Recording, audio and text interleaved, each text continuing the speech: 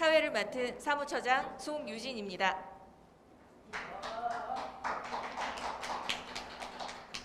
바쁘신 일정에도 불구하고 함께해 주신 여러분께 진심으로 감사드립니다. 시작에 앞서 진행 순서를 간략하게 말씀드리겠습니다. 의정 대상 그리고 공로상 시상식을 한 후에 사진 촬영을 진행하도록 하겠습니다.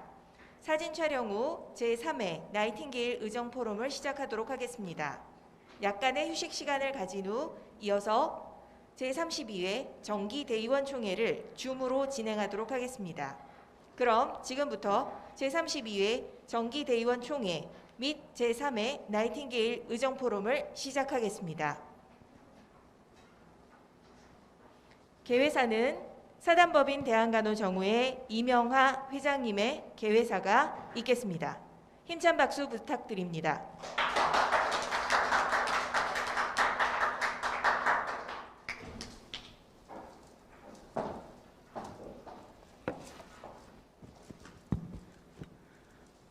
존경하는 간호사 가족 여러분, 안녕하십니까?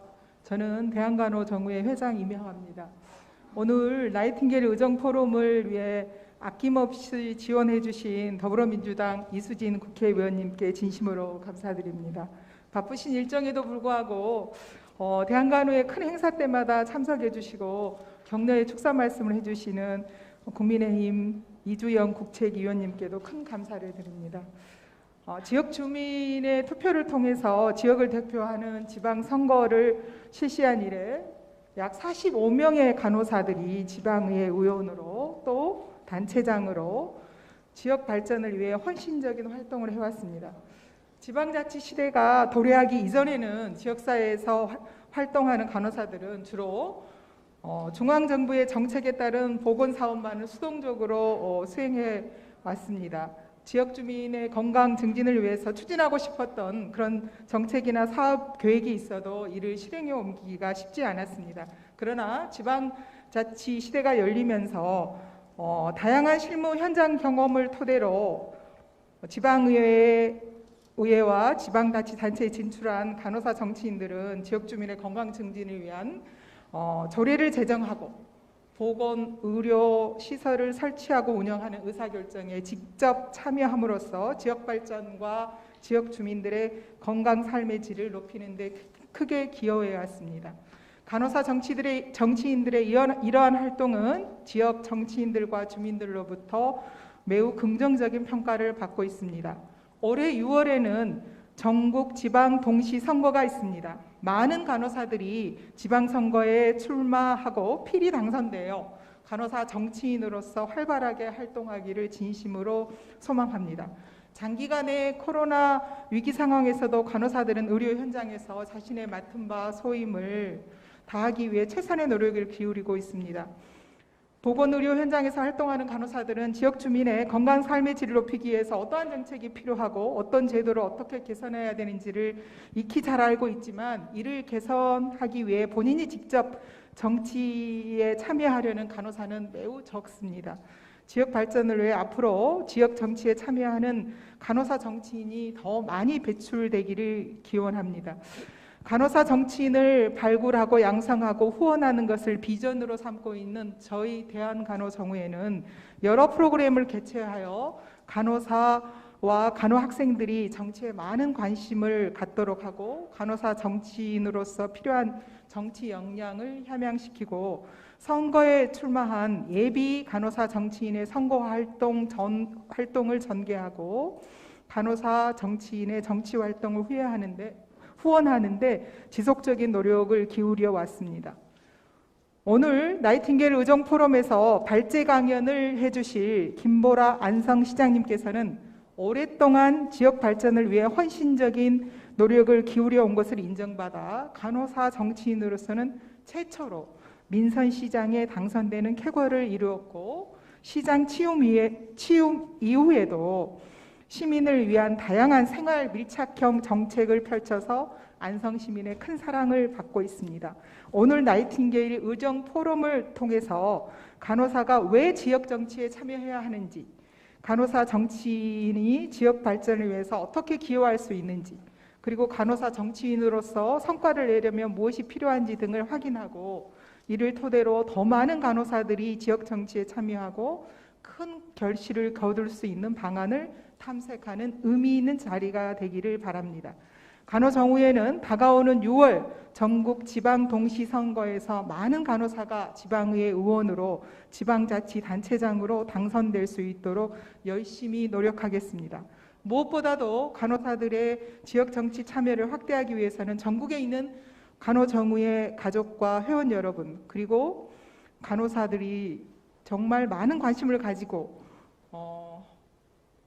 큰 협조를 해주시면 큰 성원이 되겠지요. 그래서 지방선거에 출마한 간호사 정치인에게 큰 성원을 보내주시기 바랍니다. 끝으로 나이팅게일 의정 포럼의 발표와 진행을 맡아주시는 분들과 참석해주신 분들에게 다시 한번 감사드리며 건승을 기원합니다. 감사합니다.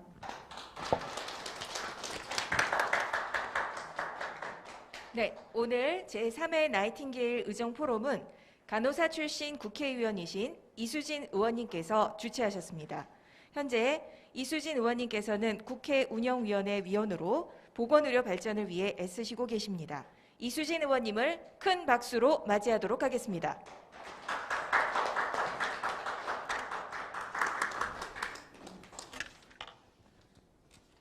네, 반갑습니다.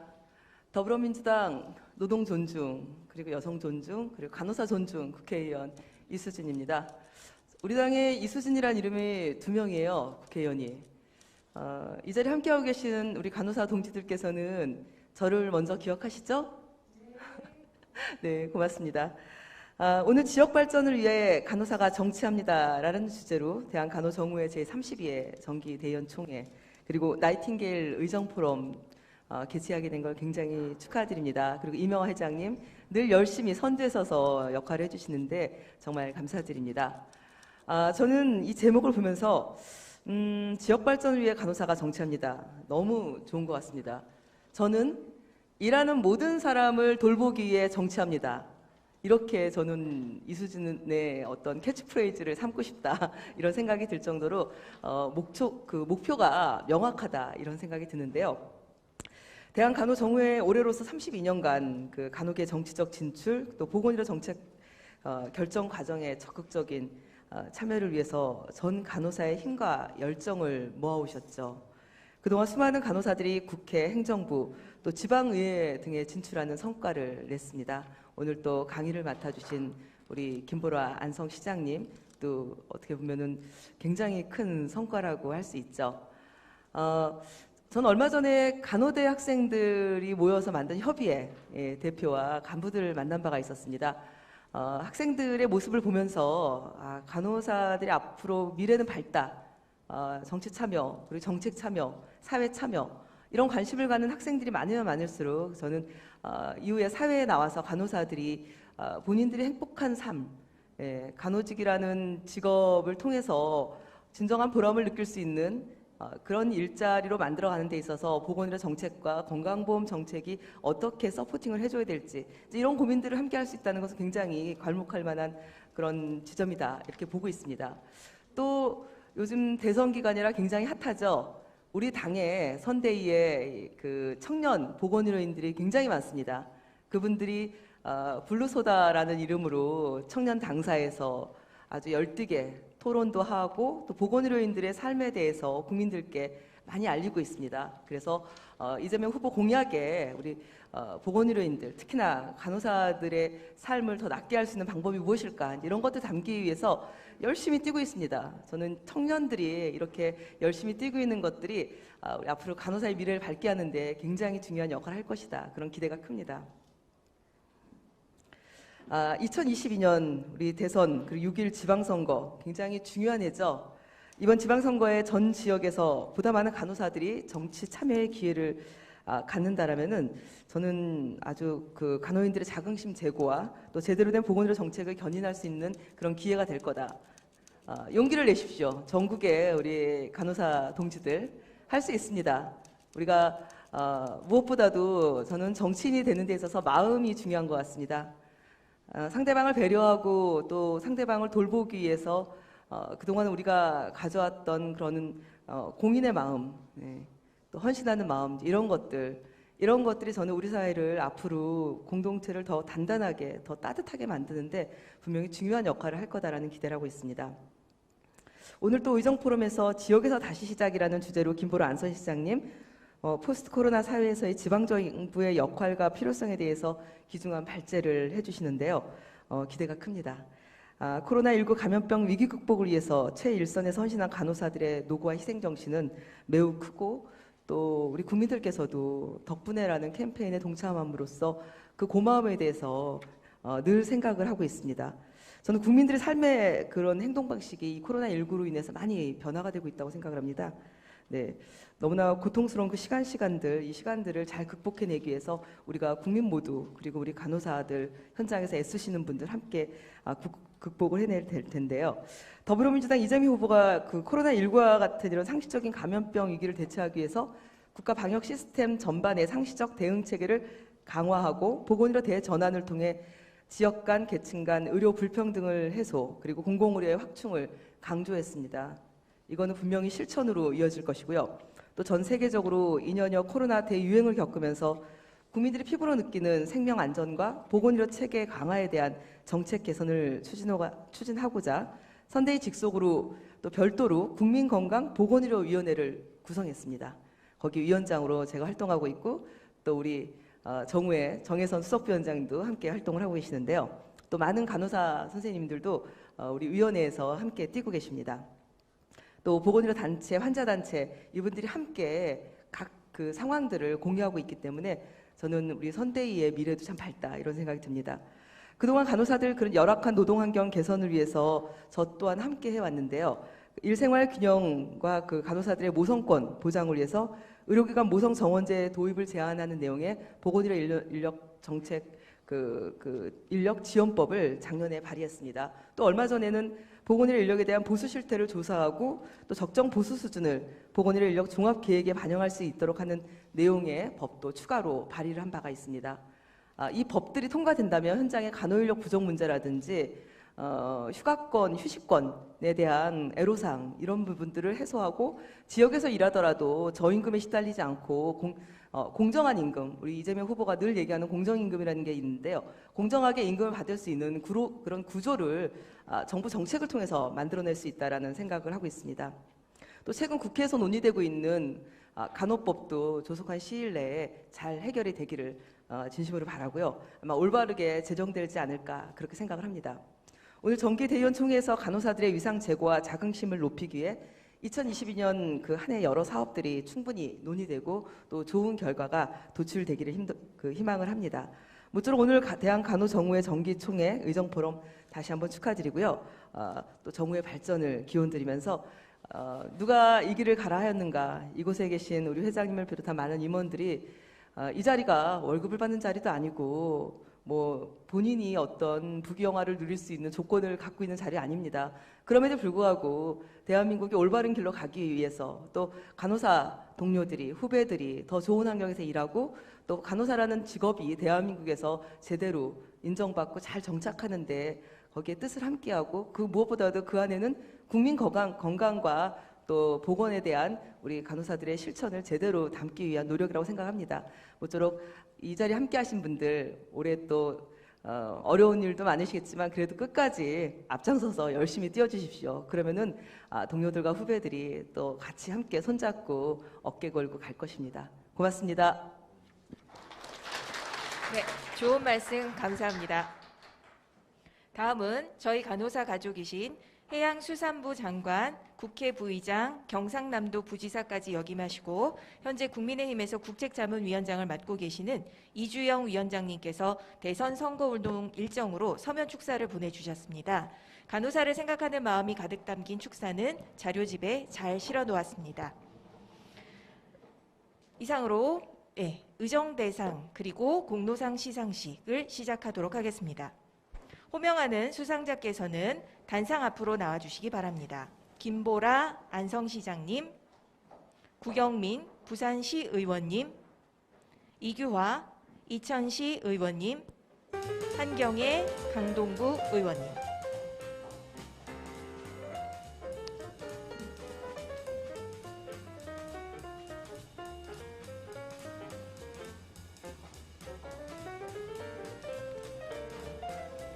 의정대상 제2022의 1호 안성시청 시장 김보라. 귀하는 사단법인 대한간호정우회의 회원으로 투철한 사명감과 확고한 신념으로 간호계의 위상을 높이고 의정활동에서 우수한 성과를 나타낸 공이 크므로 제3회 나이팅게일 의정포럼을 맞이하여 의정대상을 드립니다. 2022년 2월 22일 사단법인 대한간호정우회 제14대 회장 이명하 축하드립니다.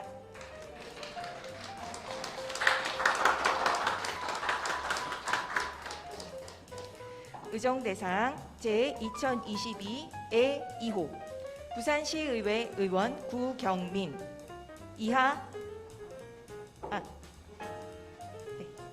의정대상 2022의 2호 부산시의회 의원 구경민. 이하 내용은 같습니다.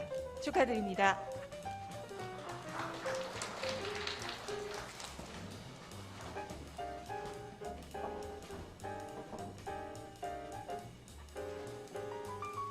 의정대상 2022의 3호 이천시의회 의원 이규화. 이하 내용은 같습니다. 축하드립니다.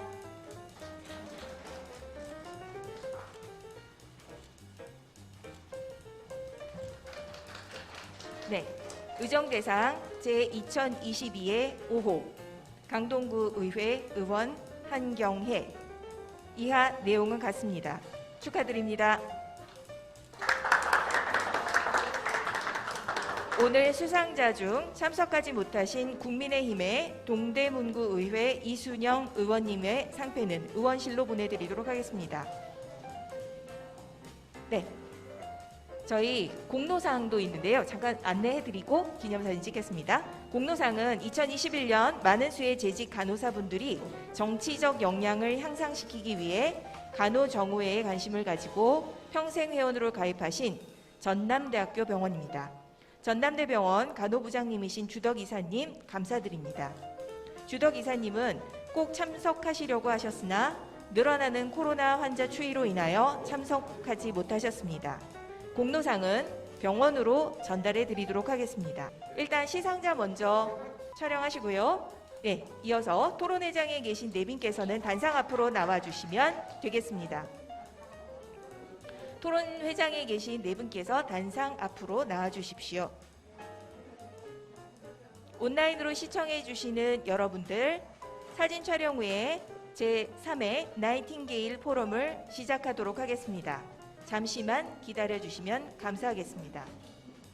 네, 저희 대한간호정우회 벌써 32회 정기대의원 총회를 하고 있습니다.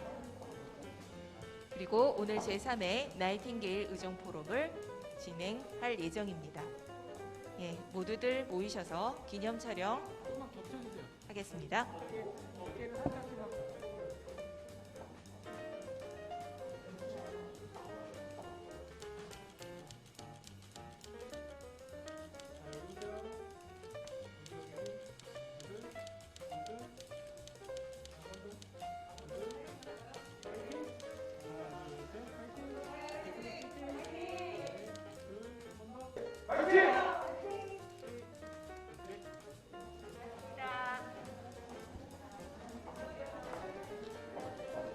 네, 곧 이어 나이팅게일 의정포럼을 하겠습니다.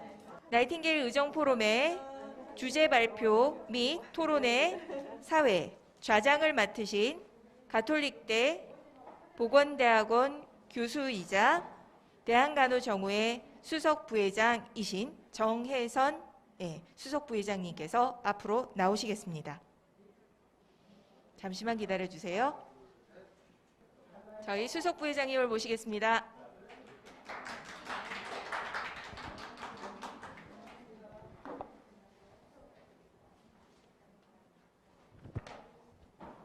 안녕하세요. 방금 소개받은 정혜선입니다. 저는 지금 대한간호정우회 수석부회장을 맡고 있고요. 카톨릭대학교 보건대학원 교수를 맡고 있습니다. 오늘 이번 시간에는 나이팅게일 의정포럼인데 주제가 지역사회에서부터 시작해서 간호사 정치인들이 지역 발전을 위한 활동에 대한 내용입니다. 주제 발표는 안성시장님을 맡고 계신 김보라 시장님의 발표가 있을 예정이고요.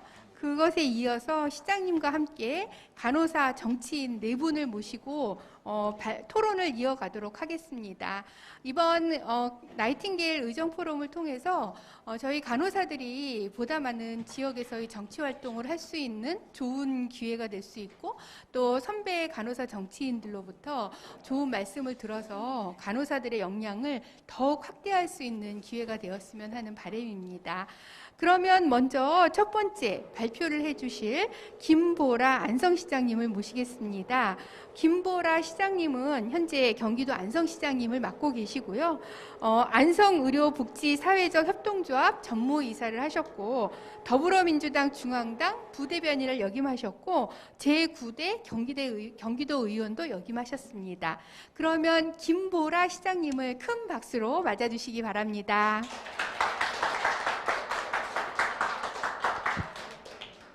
네, 반갑습니다. 방금 소개받은 안성시장 김보라입니다. 제32회 정기 대의원 총회 및 나이팅게일 의정 포럼에서 이렇게 발표를 할 수 있게 돼서 대단히 영광스럽게 생각하고 또 기쁘게 생각합니다. 대신에 좀 아쉬운 게 있다면 우리 간호가족 여러분들하고 얼굴을 보면서 이렇게 총회도 하고 그다음에 포럼도 하고 이러면 좋았을 텐데요. 훨씬 더 많은 이야기들을 나눌 수 있었을 텐데 코로나 때문에 이렇게 비대면으로 여러분들을 만나 뵙게 돼서 조금 아쉬운 점이 있습니다. 오늘 여러분들하고 함께 이야기할 것은요, 지역에서부터 다시 시작이라고 하는 내용입니다. 왜 다시 지역에서부터 시작을 해야 되느냐, 이런 이야기를 좀 하려고 하는데요. 지금 현재 우리 사회가 갖고 있는 사회를 좀 진단해보고 지역에서 우리 사회가 갖고 있는 문제들을 해결하는 단초를 좀 찾아보려고 합니다. 그래서 우선 지금 현재 우리가 살고 있는 이 사회가 어떤 사회일까 고민을 좀 많이 했습니다. 그래서 위기인 거는 분명한 것 같습니다. 근데 이걸 그냥 위기라고만 이렇게 진단하려고 하니까 너무 희망적이지 않고 좀 암담하잖아요. 그래서 지금 현재 우리가 겪고 있는 이 사회는 위기 속에 있는 건 분명하지만 이 위기를 어떻게 극복하느냐에 따라서 또 이 위기가 기회가 돼서 조금 더 나은 사회로 이렇게 나아갈 수 있지 않겠나 해서 희망을 좀 담아서 위기, 기회 이렇게 두 개의 제목을 잡아봤습니다. 다 아시는 것처럼 사실 한 10여 년 전부터 겨울이 왜 이렇게 따뜻해? 여름인데 왜 평소에 오지도 않는 비가 이렇게 많이 오지? 저희 안성 같은 경우에도 재작년에 100년에 한 번 올까 말까한 폭우가 있었습니다. 그리고 연일 끊이지 않는 한 달째 이상 되는 폭염, 아열대 이런 기후 변화들이 심각하다 이런 이야기들을 했었습니다. 근데 지금은 이 기후 변화라고 하는 이야기가 변화에서 끝나는 게 아니라 기후 위기다라고 이렇게 사람들은 이야기하고요. 이 기후 위기로부터 발생한 게 바로 이 감염병의 위기입니다. 여러분들도 잘 아시겠지만 사실 한 2년 전부터 전 세계가 코로나19 바이러스에 의해서 기존에 우리가 겪어보지 못했던 새로운 세상에 살고 있잖아요. 근데 이게 정말 지금 당장 2년 전에 벌어진 일인가 이렇게 보면 그렇지 않습니다. 그 전에도 메르스도 있었고 사스도 있었고 다양한 바이러스의 공격을 받았었는데요. 이미 2014년도에 WHO에서는 지구의 평균 온도가 1도 오를 때마다 전염병에 늘어날 확률이 한 4.7%다 이렇게 예측할 정도로 기후 위기로 인해서 생겨날 수 있는 감염병의 위기는 어떻게 보면 동전의 양면이고 당연한 결과일지도 모르겠습니다. 이런 자연의 변화로부터 우리 생존을 위협하는 위기도 저희가 겪고 있고요. 그 다음에 두 번째는 불평등의 문제에 있습니다. 다들 아시겠지만 2008년에 금융위기 위에서 전 세계적으로 가장 크게 대두되는 사회 문제가 불평등이죠. 2016년도의 결과를 보면 전 세계의 상위 1%가 갖고 있는 재산이 전 세계 부유가 차지하는 비중의 50%가 넘었습니다. 2009년도에는 한 44%였고요. 2014년도에는 48%였는데 2016년도에 50%가 넘은 겁니다. 이렇게 부의 불평등이 심화되는 것이 전 세계의 문제고 또 대한민국의 문제입니다. 이게 왜 문제이냐라고 하면 사실 요즘 우리나라에서도 극명하게 드러나는 청년들의 문제를 보면 더 여실히 알 수 있을 거라고 생각합니다. 2015년부터 농담처럼 이렇게 씁쓸하게 뭐 너는 흙수저냐 뭐 금수저냐 뭐 이런 이야기가 있었고, 또 청년들은 이 불평등이 심화되고 자기가 살고 있는 계층이 이동될 수 없는 이런 사회 현상을 헬조선이라고 표현할 정도로 희망을 잃고 있습니다. 그리고 세 번째로 저희가 관심 갖게 봐야 될 이 시기의 위기는 인구가 수도권으로 집중하고 지방이 소멸되고 있다는 것입니다. 다들 아시겠지만 저희 대한민국의 서울, 경기에 살고 있는 인구가 전 국민의 50%가 넘고 있습니다. 그리고 인구가 3만 명이 채 안 되는 시군이 18곳이나 있고요. 의성 같은 경우에는 65세 이상 인구가 전체 인구의 41.5%를 차지하고 있습니다. 굉장한 수치이죠. 그리고 우리 전국에 228개의 시군구 지자체가 있는데 그중에서 소멸 고위험 지역이 36곳이고요. 106곳이 소멸 위험 지역에 해당됩니다. 더 이상 이렇게 놔뒀다가는 대한민국의 국토의 절반 이상이 사람이 살 수 없는 지역이 될 수도 있습니다. 그래서 행안부에서는 2021년도에 처음으로 인구 감소 지역 89곳을 발표를 했는데요. 많은 분들이 예상했던 것처럼 전라도나 강원도나 뭐 경상도 이렇게 이제 농촌 지역이 대다수였습니다. 하지만 의외로 인천이나 대구, 부산처럼 이렇게 광역 도시에 있는 구 단위에서도 7군데가 인구 감소 지역으로 이렇게 포함될 정도로 이 인구 감소 수도권의 집중의 문제는 전국에 다 이렇게 벌쳐져 있다고 보실 수 있습니다. 그래서 이런 얘기가 있죠. 벚꽃이 피는 순서대로 학교가 망할 거다. 그리고 벚꽃이 피는 순서대로 지역의 인구들이 사라질 거다. 이렇게 이야기를 하고 있습니다. 그래서 조금 더 비극적인 이야기를 해드리면 30년 뒤에는 기초자치단체 시군구 중에 70%가 사라질 거고 50년 뒤에는 93%가 소멸될 위기에 처할 거다. 이렇게 전문가들은 보고 있습니다. 그래서 이 부분을 인구가 수도권으로 집중되고 지방의 인구들이 줄어들면서 어떤 문제가 생기냐면 그 밑에 있는 것처럼 다양한 사회 문제들이 나타나고 있습니다. 교통, 환경, 안전, 빈곤, 주거 돌봄의 문제들인데요. 교통은 수도권에서는 사람이 너무 많이 몰려 살아서 교통체증이라든지 교통의 문제들이 나오고, 지방 같은 경우에는 인구가 너무 살지 않아서 대중교통의 수익성이 떨어져서 접근성이 낮아지는 문제들이 생겨나는 거죠. 그리고 안전의 문제도 마찬가지입니다. 수도권에는 인명성이 높아지고 알지 못하는 사람들이 많이 살면서 범죄나 이런 부분에 있어서의 안전을 위협받고, 지방 같은 경우에는 빈집이 많이 생기면서 또 외국인들이 많이 늘어나고 이러면서 안전에 대한 두려움들이 커지고 있습니다. 그래서 인구가 늘어나는 수도권도 문제고 인구가 줄어드는 지방도 다양한 이런 사회 문제로부터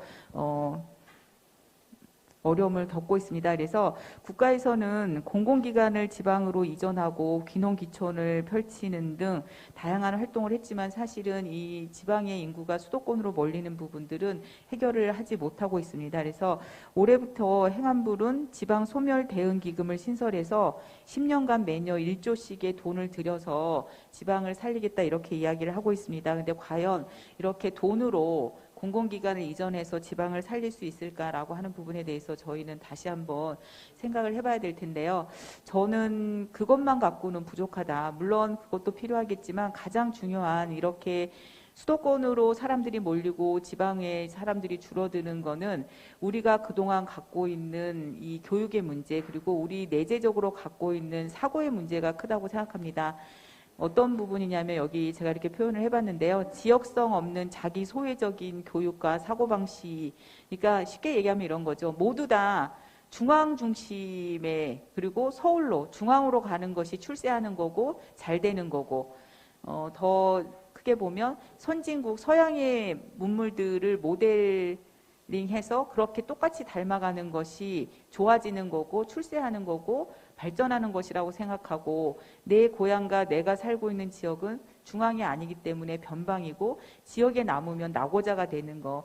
우리 지방에 살고 있는 많은 학부모들이 공부를 아이들한테 열심히 시키는 이유가 다 서울로 보내기 위해서죠. 저도 이제 간호대학 학생들을 가끔씩 이렇게 보는데 그 친구들도 어떤 면에서는 서울에 있는 큰 병원으로 들어가서 일해야 된다라고 하는 본인이 물론 병원의 임상 저는 중요하다고 생각을 합니다. 하지만 그것이 공부 잘하는 순서인 거고 성공하는 거고 지역에 남아서 뭔가를 하는 거는 왠지 낙오되고 처져 있다라고 하는 느낌들을 갖는 게 도대체 어떤 거에 기인할까 저는 이런 정서들이 있기 때문에 모두들 다 이렇게 수도권으로 몰리려고 한다고 생각합니다. 그래서 이 부분을 바꿔내지 않으면 저희가 갖고 있는 여러 가지 문제들은 해결하기 좀 어렵다고 보는데요. 아까 첫 번째 장에서 얘기했던 다양한 위기들을 우리가 잘 기회로 해서 극복하려면 우리의 생활 태도라든지 사회 체제라든지 사고방식이 저는 바뀌어야 된다고 생각합니다. 그래서 많이들 코로나 이전과 이후가 달라질 거라고 얘기하기 하는데 포스트 코로나의 사회는 도대체 어떻게 달라져야 되는가 크게 한 4가지로 좀 정리를 해봤습니다. 일단은 그동안은 선진국의 산업화의 모델을 따라갔을 때는 생산성 중심의 사회체제가 우수한 사회체제라고 생각을 했습니다. 하지만 지금의 많은 사람들은 이 생산성 중심의 그러니까 더 많은 돈을 벌고 더 많은 것들을 소비하는 거에서 벗어나서 삶의 질 중심의 문화와 여가와 일과 가정의 양립이나 이런 부분들 중심의 사회체제로 변화되고 있습니다. 그리고 또 코로나를 겪으면서 우리가 추구해야 될 사회 안전망이 무엇인가에 대한 새로운 고민들을 하고 있습니다. 그래서 대단히 큰 도시에서 내가 알지 못하는 사람들과의 생활 속에서 과연 내 삶이 안전할 수 있을까? 저희 안성이 지금 20만 도시인데요.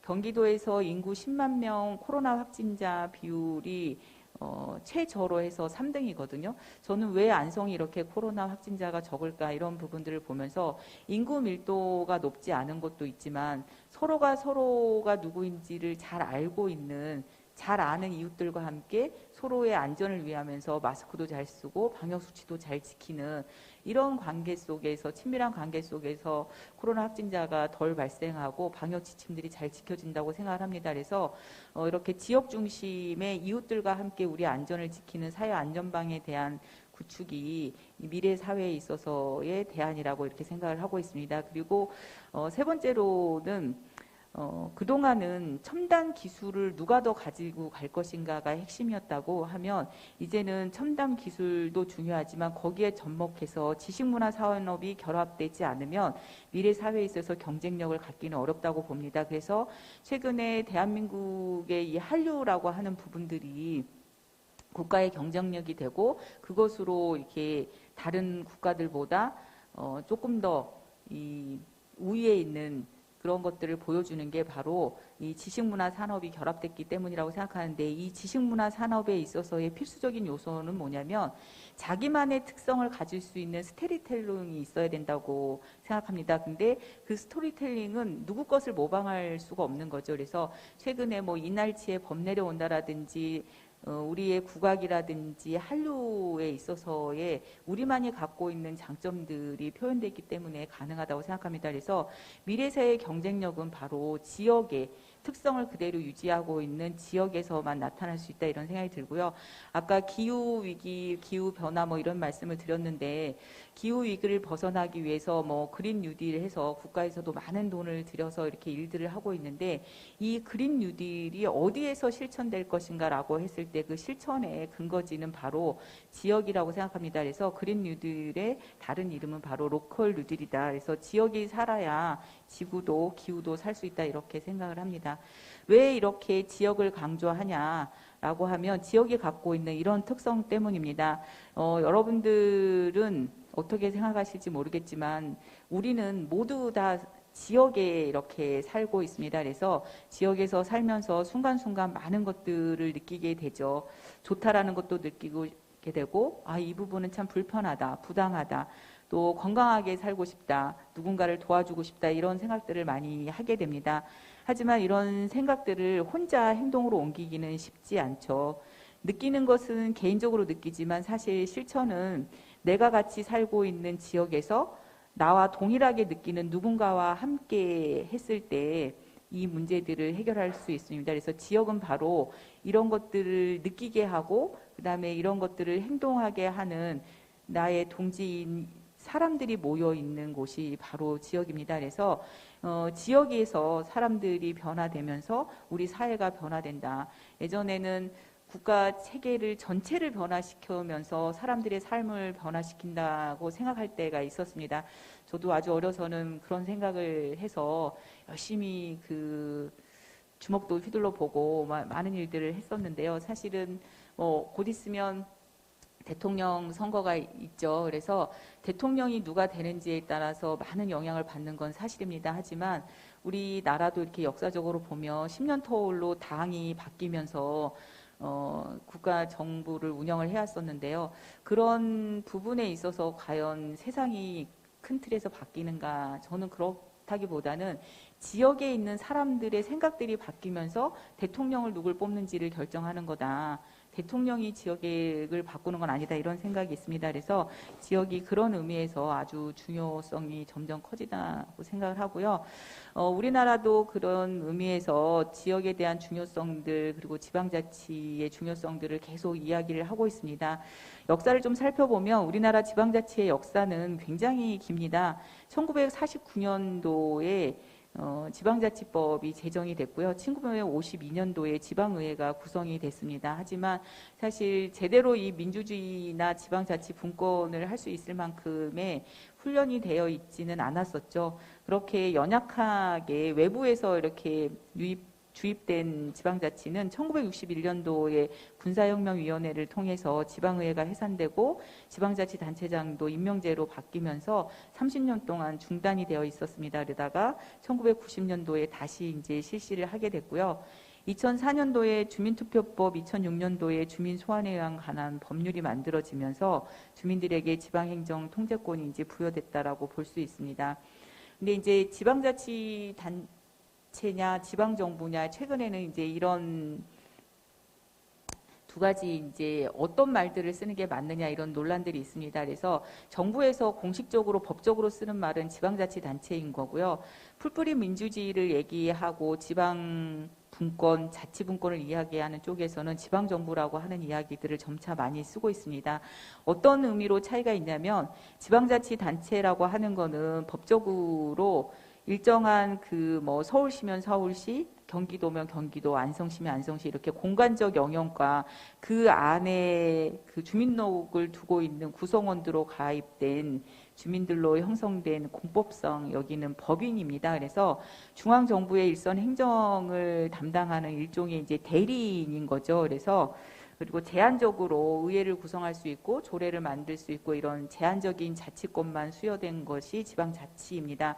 근데 이제 이렇게 지방의 하나의 법인으로 보고 제한된 자치권만을 갖고 있는 단체로 보지 않고 지방 정부라고 이제 불리는 사람들의 입장에서는 중앙 정부의 기획과 정책을 우리가 수동적으로 집행하는 하위 기관이 아니다. 우리는 하나의 자주적이 독립된 정치체다. 그래서 주민들의 형편과 처지에 가장 민감하고 지체 없이 기민하게 행동할 수 있는 혁신적인 정책을 구사할 수 있는 정부이다. 그래서 외교권하고 군사권 이런 것들만 안 갖고 있지 우리는 정부로서의 모든 역할들을 다 한다. 이렇게 이제 이야기를 하죠. 그래서 실제로 민선 7기 5기부터 7기까지 한 10년 동안 다양한 이 시군구에서 이런 지방정부로서의 역할들을 해내고 또 중앙정부에서 하지 못하던 일들을 많이 했습니다. 그래서 일례로 코로나 상황과 관련돼서도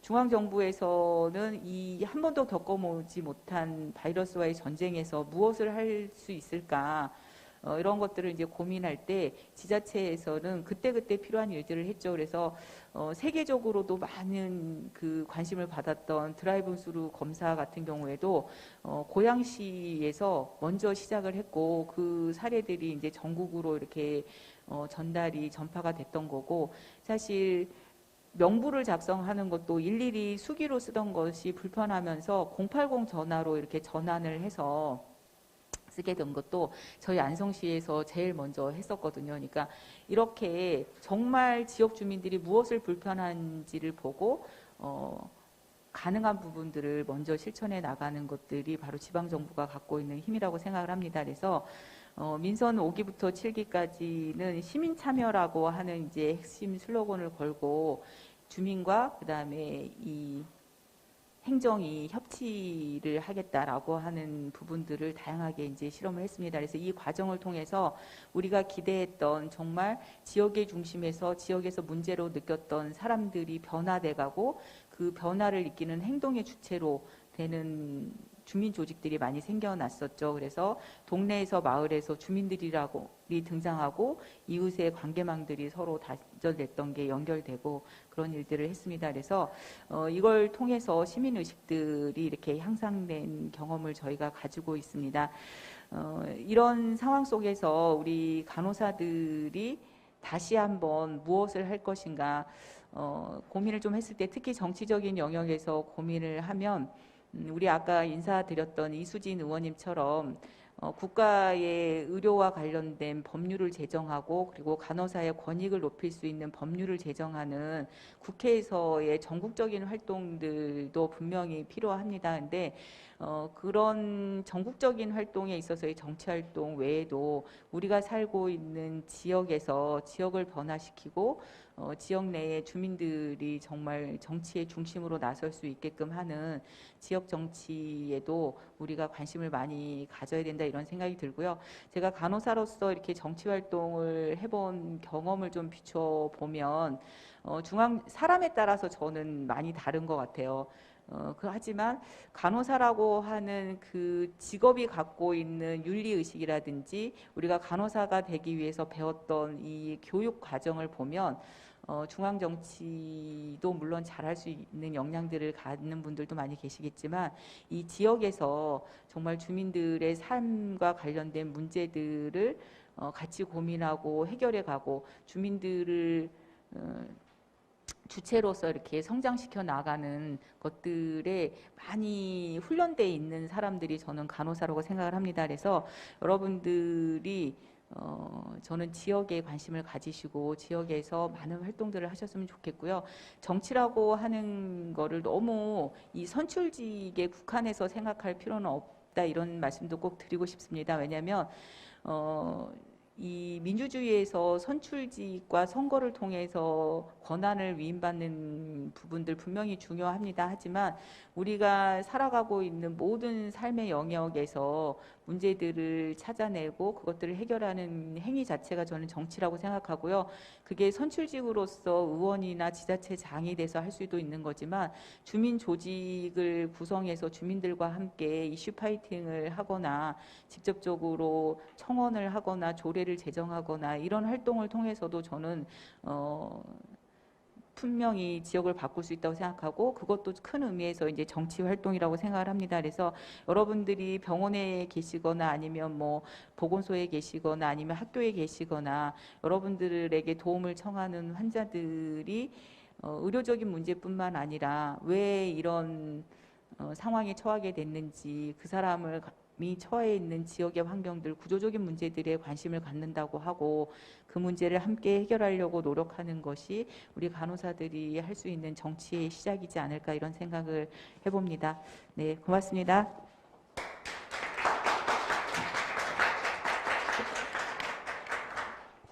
네, 좋은 발제를 해주신 김보라 시장님께 다시 한번 큰 박수 부탁드립니다.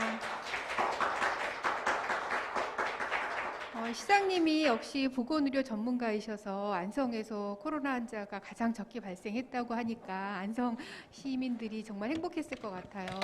시장님 말씀하시는 중에 지역에서 아주 살뜰하게 아주 꼼꼼하게 주민들을 살펴주셨기 때문에 안성시가 참 행복하지 않았나라는 생각이 들고 시장님의 좋은 노하우가 다른 간호사들에게도 널리 알려져서 시장님과 같이 훌륭한 분들이 많이 탄생했으면 좋겠고 또 시장님도 앞으로 지속적으로 더 많은 일들을 해주시기를 우리 한번 앞으로 더 뜨거운 마음으로 박수를 부탁드리겠습니다.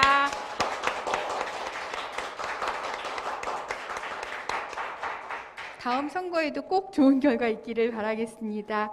다음은 토론 시간입니다. 토론의 주제는 간호사 정치인의 지역 발전을 위한 활동입니다. 지금 시의원, 구의원님으로 활동하고 계시는 우리 간호사 정치인분들을 모시고 말씀을 듣도록 하겠습니다. 우선 첫 번째는 구경민 의원님이신데요. 구경민 의원님은 제8대 부산시 의원을 지금 하고 계시고요. 부산 미래병원에 근무를 하셨습니다. 더불어민주당 기장군 지역위 사무국장을 하셨고요. 더불어민주당 대변인단 부대변인을 하셨습니다. 부산광역시 간호사회의 정책특별위원으로도 활동하셨습니다. 구경민 의원님을 큰 박수로 맞아주시기 바랍니다.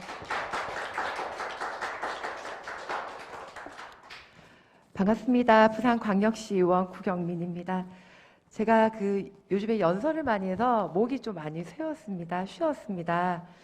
듣기 좀 거북하시더라도 지금 저희가 정치인들한테는 지금이 대목이다 보니 선배, 후배 그리고 동료 간호사 선생님들의 양해를 부탁드리겠습니다.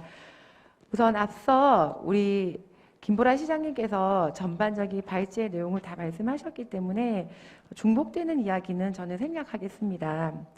지금 코로나19로 전 세계가 위기인 지금 특히 지역사회 간호 그리고 1차 예방의학 이 부분에 대해서 간호사들이 어떤 역량과 기량을 발휘하고 있고 그리고 앞으로 간호사들이 지역사회에서 병원에서 어떤 역량을 더 발휘해야 하는지에 대해서는 이미 앞선 발제를 통해서도 말씀하셨고 우리가 충분히 알고 있는 이야기입니다.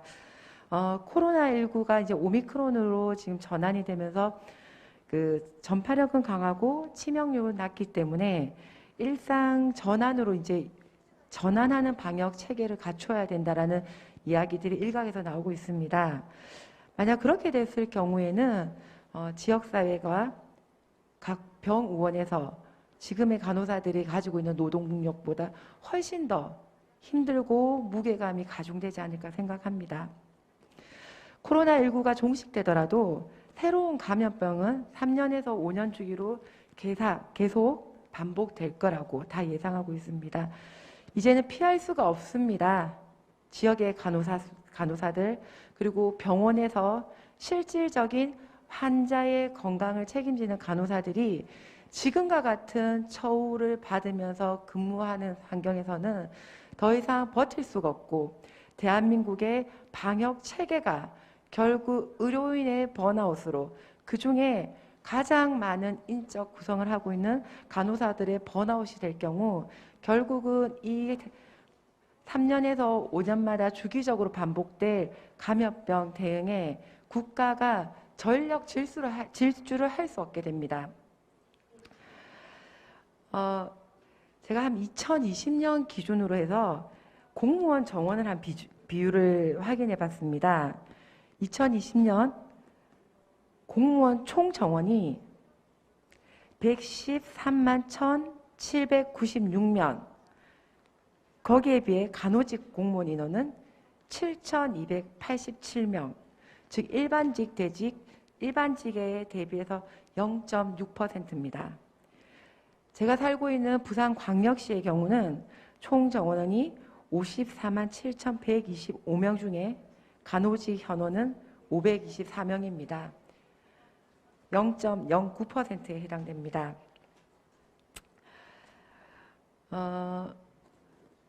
굉장히 이게 지금 불합리한 숫자인데요.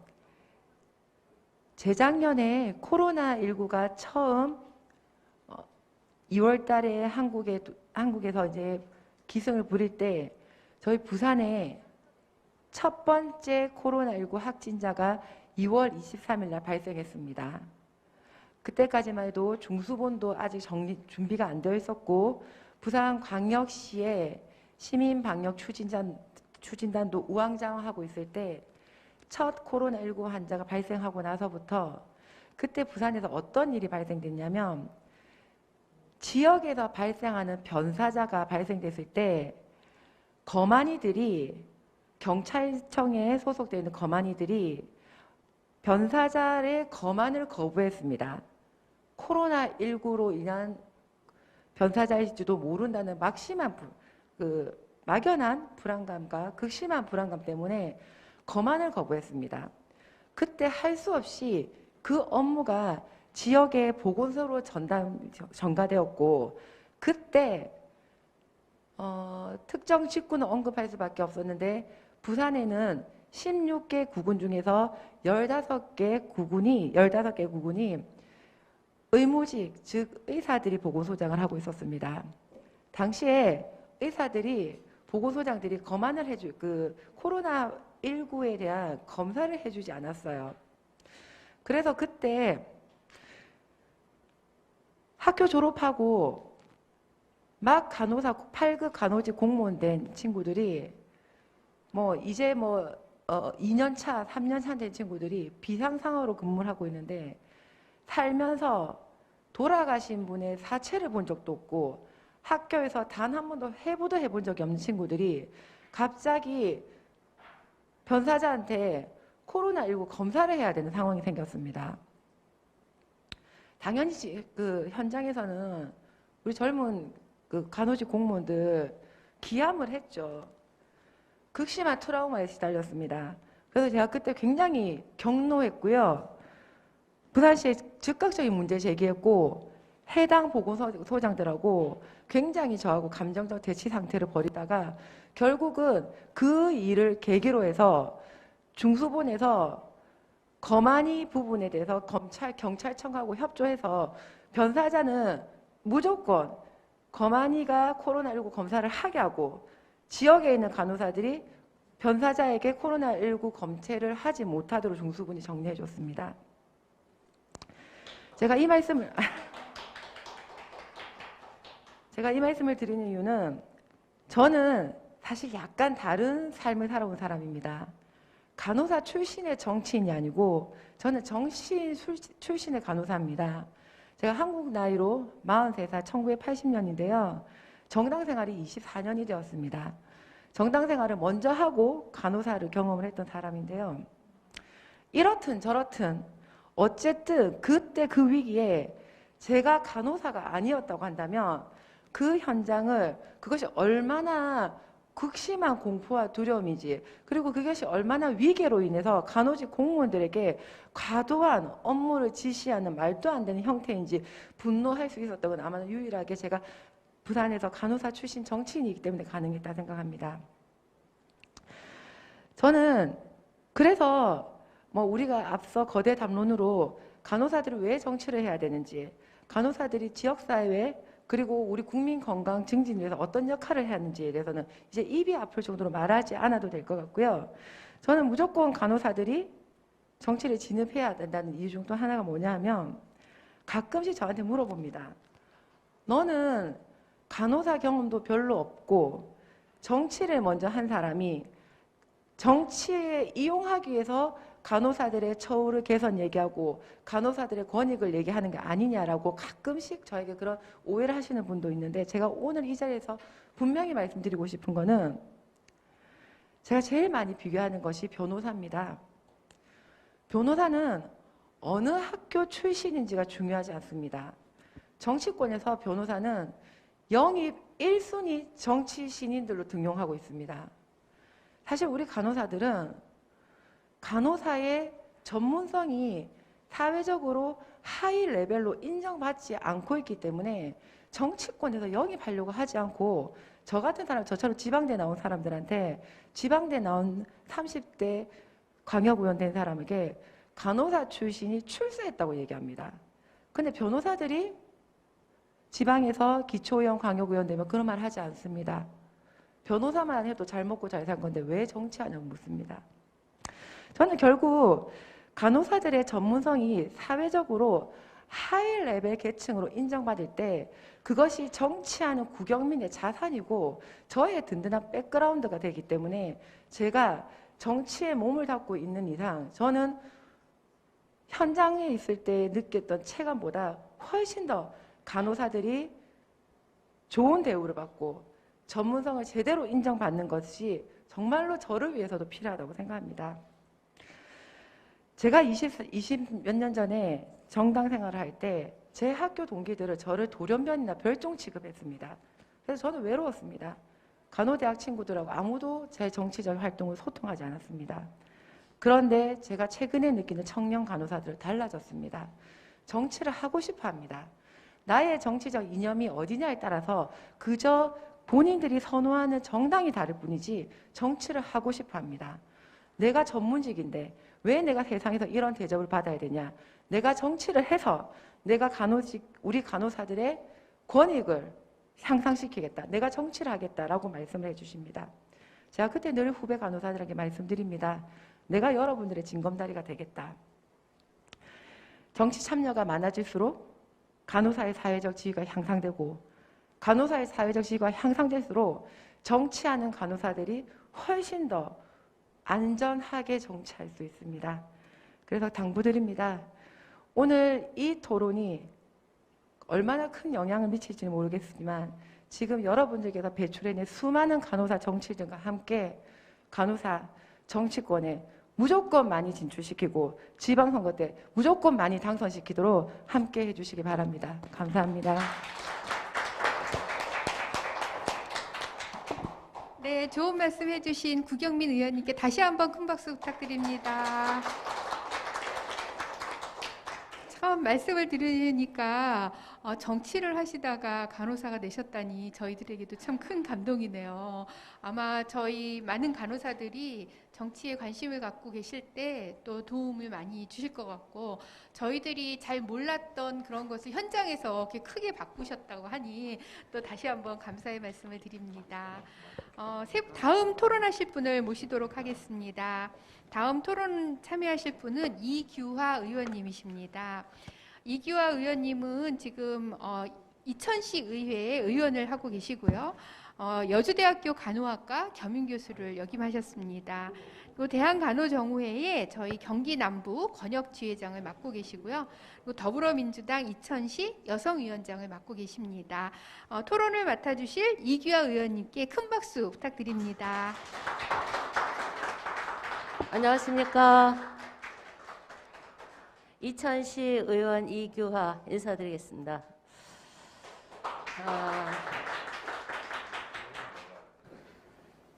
제가 정치를 하게 된 거는 일단은 간호정우회를 통해서 저는 정치를 한 것 같아요. 그래서 윤순영 회장님 때부터 제가 간호정우회 활동을 시작했는데 그때 정우회에서 많은 교육이 이루어져 있었어요. 그래서 이제 뭐 여러 자기관리하는 거, 예산 배우는 거, 뭐 여러 활동을 통해서 또 이렇게 정치인을 만나는 시간이 또 굉장히 중요한 건데 거기서 또 용기를 얻어서 제가 한번 정계로 진출한 것 같습니다. 저는 이제 지역에서의 활동이 중요하다라고 저 또한 생각을 하고 있는데 저는 이제 지역에서 처음에는 이제 종합병원에서 저는 백병원에서 이제 중환자실 근무를 하고 이제 결혼을 통해서 이천으로 이사 갔어요. 근데 이제 그런 거 있죠. 간호사들은 뭔가 일을 해야 되는데 집에 있다 보니까 아주 답답함을 느껴서 지역에 이제 준종합병원에 제가 입사를 했죠. 근데 준종합병원의 특징은 뭐냐면 중환이 별로 없다는 거예요. 그래서 그렇게 고생하고 내가 활동했던 게 조그만 병원에 가니까 거의 노는 거야. 근데 월급 줘요. 그래서 너무 신기하고. 근데 이제 그 종합병원과 이제 지방병원의 차이는 뭐냐면 이런 거 있어요. 저는 이제 병원에서 항상 라운딩을 잘하고 또 이제 소통을 잘했던 것 같아요. 사람들 만나면 대화도 하고. 그런데 이제 지역에서 그 활동이 나중에는 나의 지지자가 되더라는 거예요. 그래서 여러분이 병원에서 그냥 3교대하고 그냥 가버리는 거하고 이게 지역 주민들하고 여러 가지 대화도 하고 그 소아과 환자가 지금은 결혼을 해서 또 애를 낳았고 그 당시 내가 상담했던 그 아기가 어른이 된 거예요. 그래서 이게 순환이 되고 있다는 거죠. 지지자를. 내가 지지자를 끌어모으기가 힘든 상황에 이미 지지자로 다 후원회가 만들어질 정도로 되어 있다는 거예요. 저는 이제 여주대학의 또 지역에 있는 학교다 보니까 거기에 또 이제 겸임교수로 일을 했을 때도 우리 지역에 있는 학생들이 누군가 또 챙겨보죠. 또 그 학생들은 또 저의 지지자가 되고 그렇게 해서 이제 선출직으로 비례가 아닌 이렇게 선출직으로 도전할 수 있는 겁니다. 근데 지금도 생각하면 이게 많은 지역에 있는 사람들을 만나고 소통해야 된다고 생각이 드는 게 항상 문제는 여기저기서 나타나요. 근데 그 문제를 얘기해주는 주민이 굉장히 고마운 거죠. 그래서 그때 제가 슬로건이 현장에 답 있다라고 얘기해서 꼭 가봅니다. 그래서 가봐서 그 지역 분들하고 서로 소통을 하면 그것이 또 하나의 그 시청에 있는 공직에 계시는 시청에 있는 민원을 중간 단계에서 해결해 주는 그런 역할을 하고 있습니다. 그래서 그러니까 일단은 정치인이 되기 위해서는 내가 꼭 정치가 내 이득이나 뭔가 목표를 향해서 가는 것이 아니라 지역의 현안에 대한 문제를 한 점 찾아보자. 그래서 소통하고 문제를 들으면 일단은 저희가 교육을 또 많이 받았잖아요. 그래서 그 중에 하나가 과학적 사고방식에 대한 것을 보면 이게 객관적 사실을 우리가 찾아보게 되고 또 그것을 통해서 사례를 통해서 해결할 수 있는 방법을 우리는 학교 때 다 이미 마스터를 했어요. 근데 다른 과 출신은 그런 걸 잘 몰라요. 그래서 해결하기가 가장 쉬운 그러니까 많은 민원인들이 저를 많이 찾아오는 게 그걸 알아요. 고리를 연결할 줄 아는 역할을 하고 있다는 거죠. 그래서 간호정후회에 이제 위치해서 좀 더 많은 정치인을 배출하게 하려면 학생들 항상 우리가 교육과정 만들어 주고 있잖아요. 지금 코로나로 인해서 어떻게 된지 모르겠지만 그 역할이 계속돼서 to be continue 계속해서 이루어져야 꿈을 갖고 그래서 그 지역에서 일단은 시작을 해서 경험을 갖는 게 굉장히 중요하다.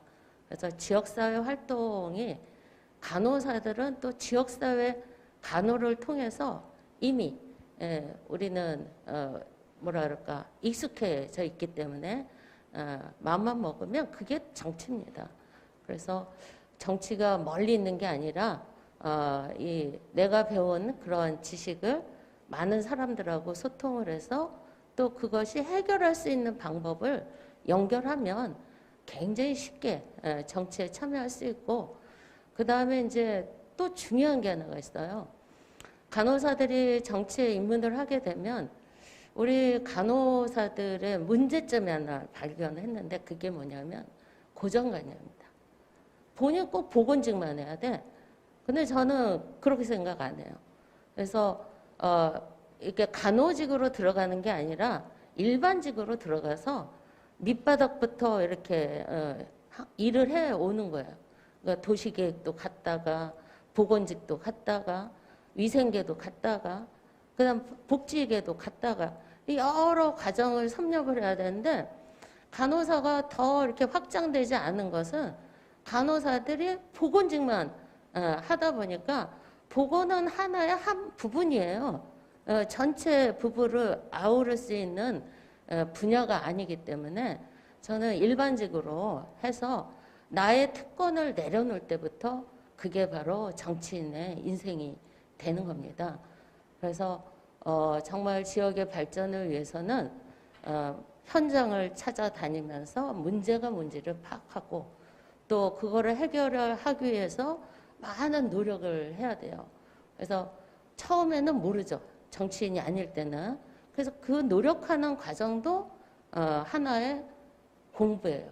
그래서 내게 해결할 수 있는 방법론을 알게 되는 거기 때문에 노력해라. 그러면 어느 순간에 시의원을 떠나서 도의원도 될 수 있고 또 단체장도 할 수 있습니다. 그러니까 단체장이나 국회의원을 하기 위해서는 저희가 비례밖에 못 하잖아요. 선출직으로 하기 위해서는 다양한 경험 그리고 다양한 고생이 결국은 실력이 되는 겁니다. 그래서 도전. 그러니까 고생에 대한 도전을 즐기면서 하자. 그러면 해결할 수 있는 능력들이 생기리라고 봐요. 그래서 그런 과정이 간호정의회를 통해서 여기가 인큐베이터죠. 인큐베이터를 통해서 우리가 문제의식을 보고 사례관리, 우리 케이스스터디 많이 하잖아요. 그것이 다 정치에서 필요한 과정이더라고요. 그래서 그것을 좀 더 폭넓게, 우리는 꼭 보건직에만 생각하지 말고 여러 가지 환경에 대한 거, 기후변화에 대한 거, 일자리에 대한 거, 그 다음에 더 나아가서는 이 도시 계획이 얼마나 중요하냐면 이 도시 계획이 안 되면 이미 건물이 지어진 거는 헐을 수도 없어요. 그런데 그 가운데 합리적으로 사는데 불편함이 있기 때문에 한번 지역의 활동, 우리는 종합병원만 가려고 하잖아요. 근데 지역병원에 있으면서 지역에서 지켜주고 그리고 지역의 주민들과 함께하고 그들의 문제를 들어주고 또 해결 방안을 한번 솔루션을 만들어주면 정말 지역에서 필요한 일꾼으로 되지 않을까 생각합니다. 그래서 여러분이 이 간호정의회 저는 이제 선배가 됐어요. 이제 정치를 저 한 3번 떨어졌죠. 그리고 4번째 됐는데 떨어진 것도 슬픈 게 아니더라고요. 그만큼 경력이 또 쌓이고 나중에 보니까 저희 의원들이 한 4명, 6명이 됐는데 떨어진 것도 경력이 돼서 자리 하나가 나한테 떨어지더라고요. 그래서 그 과정을 통해서 떨어진 것이 나쁜 건 아니다. 그래서 더 많은 진출을 하기 위해서는 우리가 쉬운 직보다는 좀 더 고생스럽고 그걸 고생을 재미로 알고 한번 우리가 좀 많이 키워내면 더 많은 정치인들이 나가지 않을까 생각합니다. 하여튼 이런 자리를 빌어서 하여튼 간호정의회에 항상 감사드리고 있습니다. 감사합니다. 네. 좋은 말씀 해주신 이기아 의원님께 다시 한번 감사의 말씀 드립니다. 네. 이규하 의원님이 정말 간호사가 소통의 달인이잖아요. 그런 소통의 능력을 발휘하셔서 현장에서 좋은 활동 해주신 사례들을 많이 말씀해 주셔서 저희들에게도 도움이 굉장히 많이 되었던 것 같습니다. 다음은 한경애 의원님의 말씀을 듣도록 하겠습니다. 한경애 의원님은 현재 강동구 의회 의원이시고요. 서울 아산병원 수간호사를 하셨습니다. 그리고 강동구 의회 행정기획위원회 부위원장을 하셨고요. 강동구 치매지원센터 팀장님도 하셨습니다. 한경애 의원님을 큰 박수로 맞아주시기 바랍니다. 네, 안녕하십니까. 저는 강동구의 더불어민주당 한경애 의원입니다.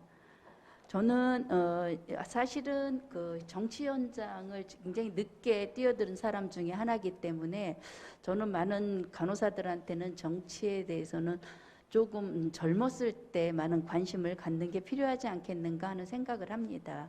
그래서 저는 지역사회에서 아니면 병원에서 많은 시간들 한 30년 넘게 지역사회 일을 했기 때문에 아마 정치에 자연스럽게 콜이 들어와서 아마 했던 걸로 저는 경험을 갖고 있습니다. 그래서 저희가 간호사들한테 이제 정치에 참여하려면 저는 어떻게 해야 되나에 대해서 저 경험을 바탕으로 간단하게 말씀을 드리겠습니다.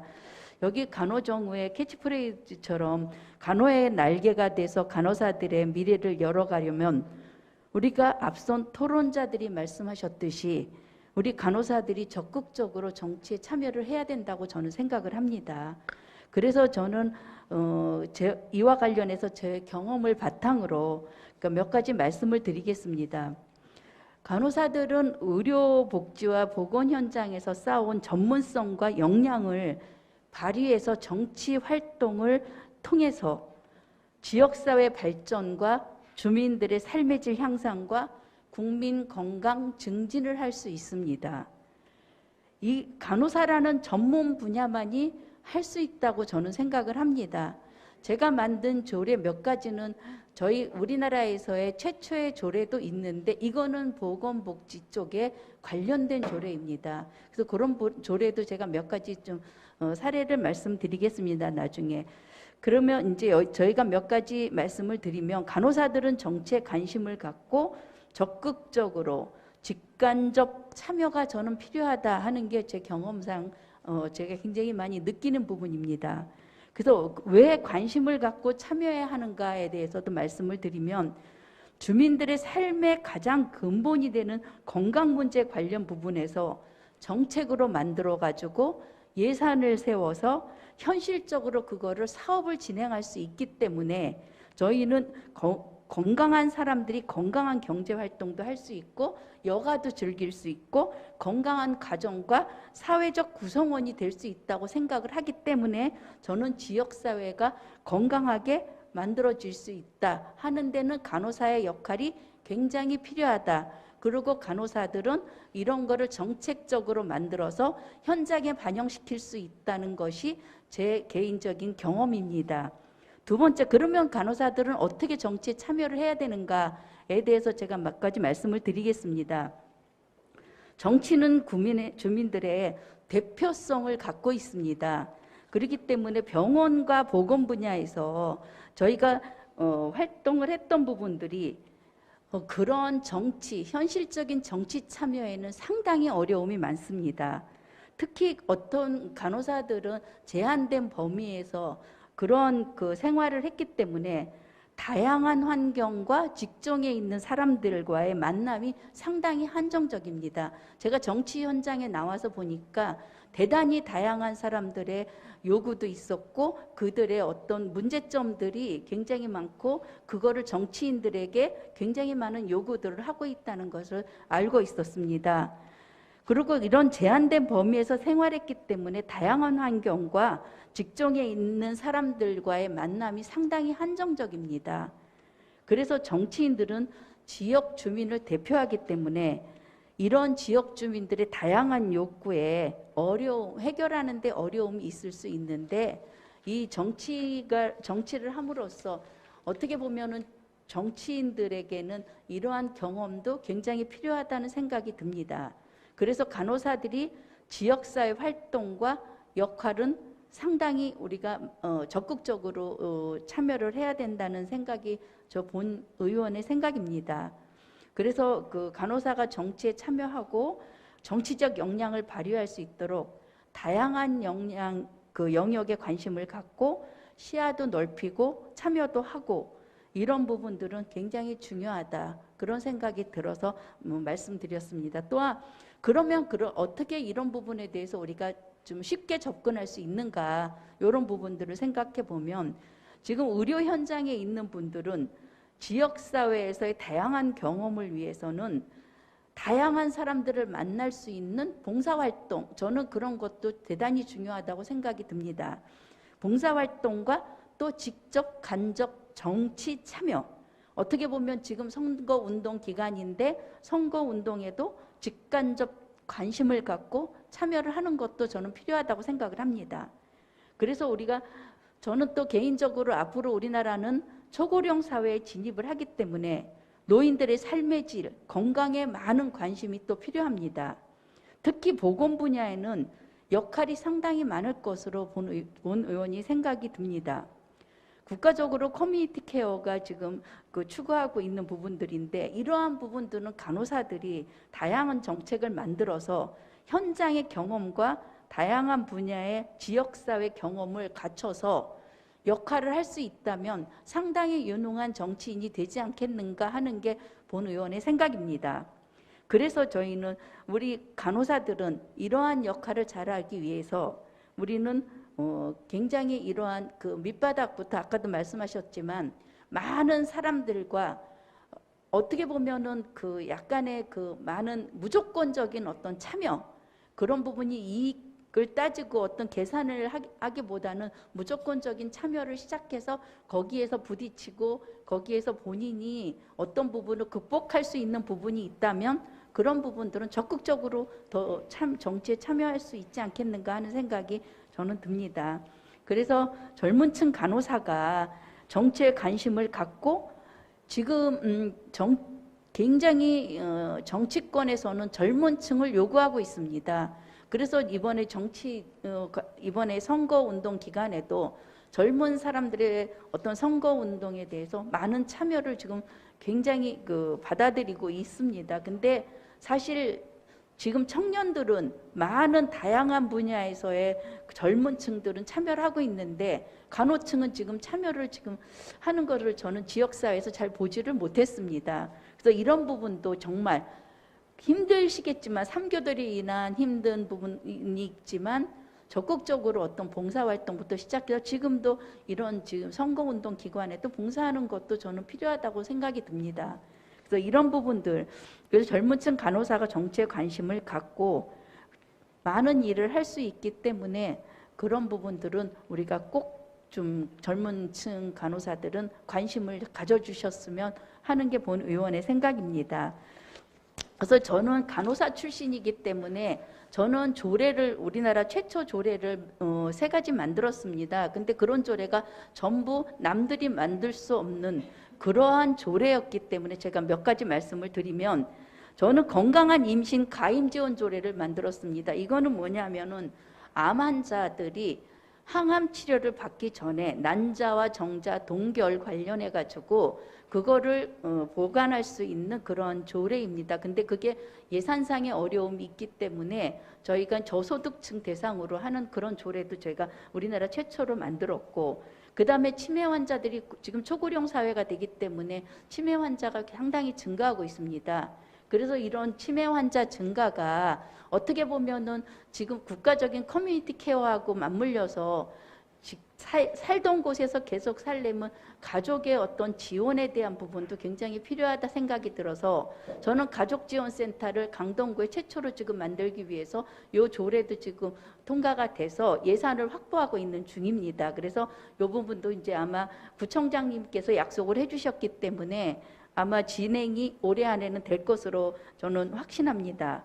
그 다음에 저희들이 할 수 있는 게 뭐냐면 보육원에서 베스켓 베이비 같은 그런 어떤 아이들이 환경에서 자라면서 이런 아이들을 위해서 정서적 심리적인 지원 조례를 해야 됩니다. 저희가 이 정서적인 발달에 대한 스크리닝을 하는 게 초등학교 1학년하고 4학년 때 합니다. 그거는 그냥 전반적인 스크리닝인데 이러한 부분이 지금 그러한 아주 열악한 그런 환경, 열악한 환경은 아닌데 그러한 정서적 심리적 지원이 필요한 보육원에 있는 아이들에게는 2년에 한 번씩 그런 애들을 어떻게 보면 풀 배터리로 그 검사를 진행해서 걔네들이 나중에 건강한 사회인으로 성장할 수 있도록 그런 지원을 하는 것도 우리가 간호사들만이 할 수 있는 거라고 생각합니다. 이런 거를 하려면 저희가 이 조례를 만들려면 사실 정신과 의사도 만나야 되고 아까 그 가임 지원 조례 같은 경우는 산부인과 의사도 만나야 되고 의사들과의 끊임없는 어떤 만남을 통해서 이런 조례를 저희가 만들 수 있었기 때문에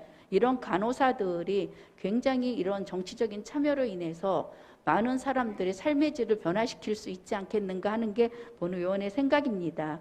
그래서 이런 부분들이 우리가 이제 미세먼지 관련된 조례도 저희 만들었지만 이런 것도 어떻게 보면 건강과 관련된 조례였거든요. 그래서 이러한 건강 관련해서 가장 삶의 기본이 되는 건강에 대한 이런 부분에 대해서 우리가 많은 역할을 할 수 있는 이러한 거를 정치 참여를 해야만이 이러한 부분들을 진행할 수 있다고 저는 생각이 들기 때문에 간호사들이 적극적인 정치 참여는 필요하다.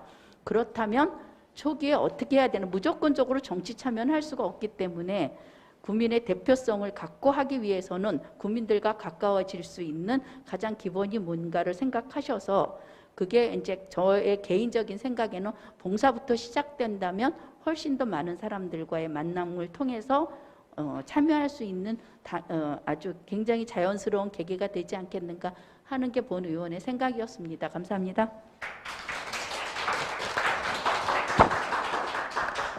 좋은 말씀 해주신 한경애 의원님께 다시 한번 큰 박수 부탁드립니다. 한경애 의원님이 간호사로서의 전문성을 살려서 전국에서 최초의 조례들을 많이 이렇게 만드셨고, 또 정치가 우리 삶에 가까이 있다는 것을 느낄 수 있도록 하는 활동을 많이 하신 것 같아요. 우리가 정치를 생각하면 항상 먼 곳에 있고 TV에 나오고 또 나하고 관계가 없는, 이렇게 생각할 수 있지만 어떻게 보면 저 정치에 많이 관심을 갖고 생활 속에서 그런 것들이 개선될 수 있도록 하는 우리의 관심이 우리의 삶을 바꾸는 것이 아닐까 하는 생각을 해봅니다.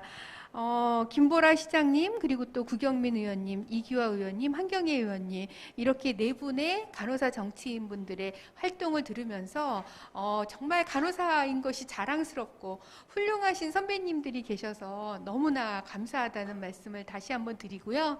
워낙은 심경숙 위원장님이 또 말씀하실 예정이셨으나 오늘 또 사정상 오시지 못하셔서 이번 그 나이팅게일 의정 포럼은 지금 말씀하신 분들의 말씀을 듣는 것으로 마치도록 하겠습니다.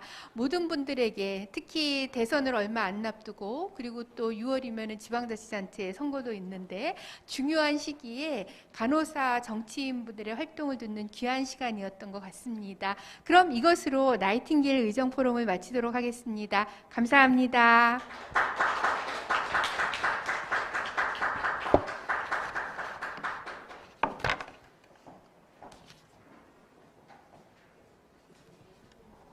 (3시 40분부터 정기대의원 총회를 시작하도록 하겠습니다.